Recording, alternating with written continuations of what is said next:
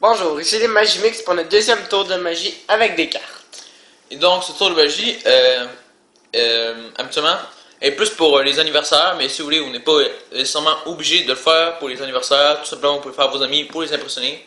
Parce que c'est un effet impromptu, disons, et assez impressionnant. Alors, c'est parti. Alors donc, pour ce tour, nous pouvons mélanger les cartes.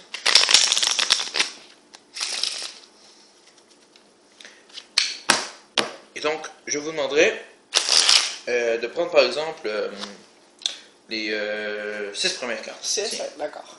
Les 6 premières. 4, 6. Bon. Je vous demanderai d'en mémoriser une parmi ces 6 et de la montrer à la caméra. Merci. Moi, je ne regarde pas pour l'instant.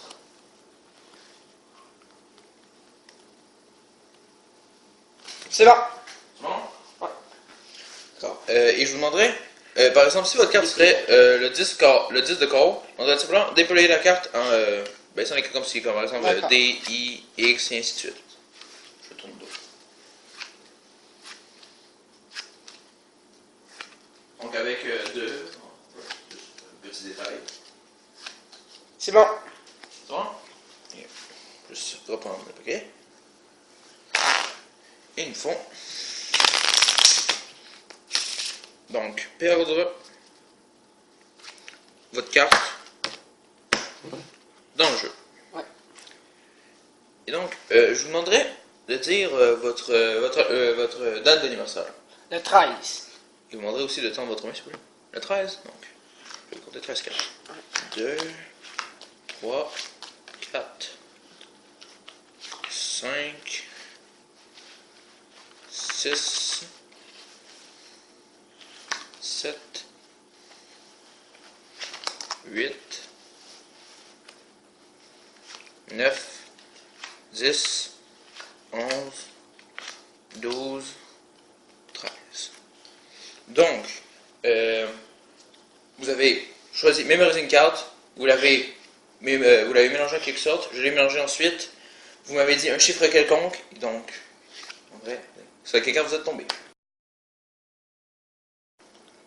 Alors donc, pour les explications de ce tour, il va falloir faire une petite préparation. Il va falloir préparer les 6 premières cartes de cette manière.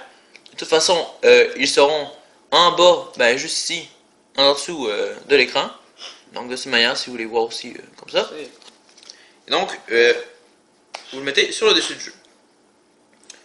Quand vous mélangez, vous faites attention de garder ces 6 cartes sur le dessus.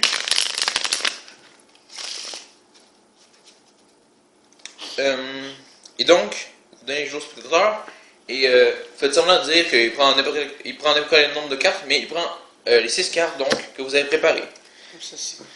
Là, dans l'exemple, on va prendre le 4 de carreau. Pour vous aider à mieux suivre, on va revirer le 4 de carreau. Comme ceci dans le jeu. Donc vous allez voir pourquoi. Parce que peu importe la carte que le spectateur va mémoriser, quand il va l'épeler, parce qu'il faut l'épeler avec le déterminant aussi, quand on a 4 de carreau, il va vraiment dire 4 de carreau, en faisant comme ça ici. Comme ça. Q, U, A, T, R, E, D, E, C, A, R, R, E, A, U. Là, vous voyez. Donc à chaque fois, la carte du spectateur va se retrouver sur le dessus du jeu. Là, pour vous aider à mieux, on va retourner la carte, comme les autres. Et donc quand vous reprenez le paquet, vous savez que la carte est sur le dessus du jeu, mais le spectateur non. Donc quand vous mélangez, vous gardez la première carte sur le dessus, vous pouvez faire une fausse coupe. Et donc, lorsque il dit le nom de son anniversaire ou peu importe le nombre, vous allez distribuer les cartes du dessous du jeu. Et par exemple, si le chiffre serait 14, on distribuerait 13 cartes à partir du dessous, et la 14e carte serait, vous sortez la celle du dessus. Donc vous mettez face cachée, et ensuite c'est seulement la révélation. Donc vous révélez la carte du spectateur qui se retrouve à son dernier chiffre, à la place de sa date de fête. C'est bon, fait que... Donc merci d'avoir regardé cette vidéo. Donc n'hésitez pas à dire vos commentaires juste en dessous. Et donc... on se revoit pour une prochaine vidéo et à la prochaine!